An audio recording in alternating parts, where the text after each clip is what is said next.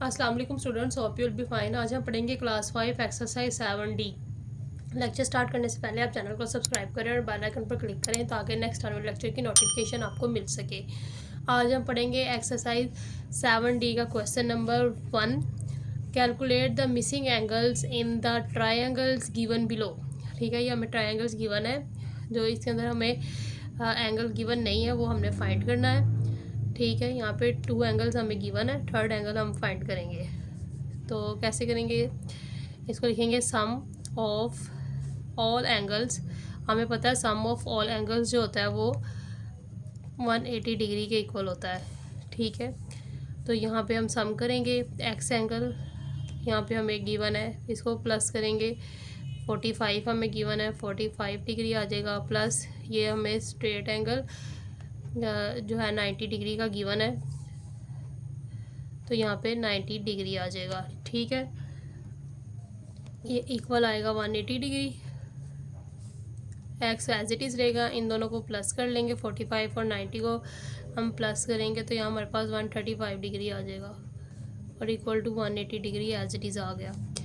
तो यहाँ x as it is 135 इधर प्लस हो रहा है, इक्वल के दूसरी तरफ मूव होगा तो माइनस हो जाएगा, यहाँ पे प्लस हो रहा है, इक्वल की दूसरी तरफ जाकर माइनस हो जाएगा। तो 180 डिग्री एज इट इज़ आ गया और यहाँ पे 135 माइनस साइन के साथ आ जाएगा। 180 में से 135 को माइनस करेंगे तो हमारे पास यहाँ पर 45 बच जाएगा, 45 डिग्री। तो ये जो एक्स है, यानी ये जो एक्स हमने फाइंड करना था, ये 45 डिग्री थर्ड एंगल हमने फाइंड कर लिया। इसके बाद इसका बी पार्ट सॉल्व करेंगे, ये भी इसी तरीके से सॉल्व करेंगे। ठीक है, sum of all angles equal to 180 degree. ठीक है, यहाँ पे हमने वाई एंगल फाइंड करना है, ये जो है, तो यहाँ पे Y plus 63 degree plus 70 degree equal to 180 degree as it is आ गया। इन दोनों को प्लस कर लेंगे।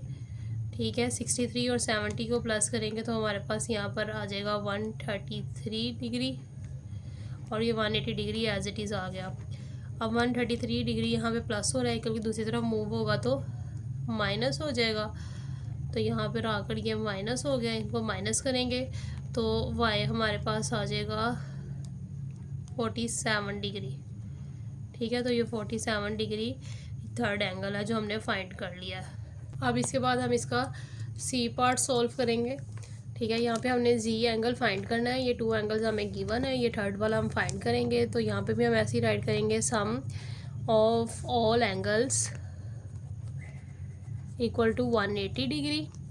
ठीक है, तो यहाँ पे हम सम करेंगे G plus 73 degree plus 70 degree equal to 180 degree as it is आ गया।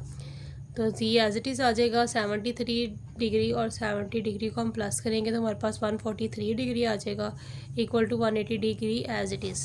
ठीक है, जी एज इट इज़ रहेगा, 180 डिग्री भी एज इट इज़ आ जाएगा, ये 143 डिग्री यहाँ प्लस हो रहा है, इक्वल के दूसरी तरफ मूव करेगा तो माइनस हो जाएगा, तो माइनस 143 डिग्री हो गया। जी एज इट इज़ आ जाएगा, 180 डिग्री में से 143 डिग्री हम माइनस करेंगे तो हमारे पास यहाँ पर 37 डिग्री जो है वो बच जाएगा। तो ये इसका आंसर होगा। किस तरीके से माइनस करके देख लें, 180 डिग्री में से 143 डिग्री अब माइनस करें तो क्या आता है, यहाँ से 1 कैरी लेंगे, 10 में से 3 माइनस किए तो 7, यहाँ 7 बच जाएगा, 7 में से 4 माइनस करेंगे तो 3 आ जाएगा और 1 में से 1 माइनस किया तो 0। ठीक है, तो 37 डिग्री हमारे पास ये इसका आंसर आ जाएगा। इसके बाद इसका पार्ट नंबर डी हम सॉल्व करेंगे, ये भी इसी तरीके से सॉल्व करेंगे। ठीक है, sum of angles all angles equal to 180 degree.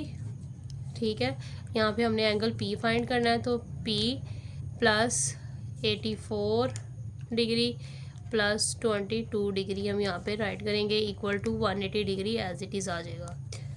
ठीक है, तो पी एज इट इज़ आ गया, 84 डिग्री और 22 डिग्री को प्लस करेंगे तो हमारे पास 106 डिग्री आ जाएगा इक्वल टू 180 डिग्री।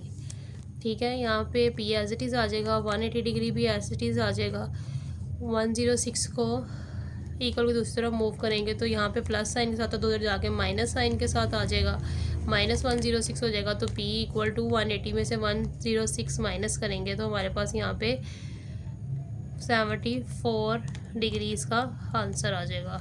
तो यहाँ पे P जो है वो 74 डिग्री आ गया। इसके बाद इसका पार्ट नंबर E भी इसी तरीके से हम सॉल्व करेंगे।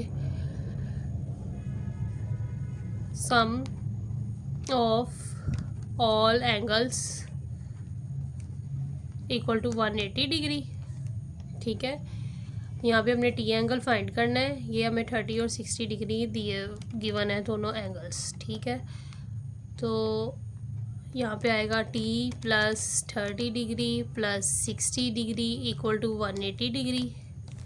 t एज इट इज़ रहेगा, 30 और 60 को प्लस कर लेंगे तो 90 डिग्री हो जाएगा। ठीक है, 60 में 30 को ऐड करें तो हमारे पास 90 डिग्री आ जाता है, equal to 180 degree as it is आ गया।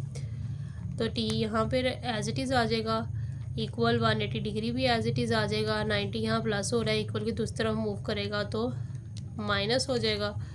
ठीक है, तो t इक्वल टू 180 डिग्री में से 90 डिग्री हम माइनस कर देंगे तो हमारे पास यहाँ पर 90 डिग्री आंसर आ जाएगा। तो ये जो t एंगल हमने फाइंड करना था ये 90 डिग्री यहाँ पर आ गया है।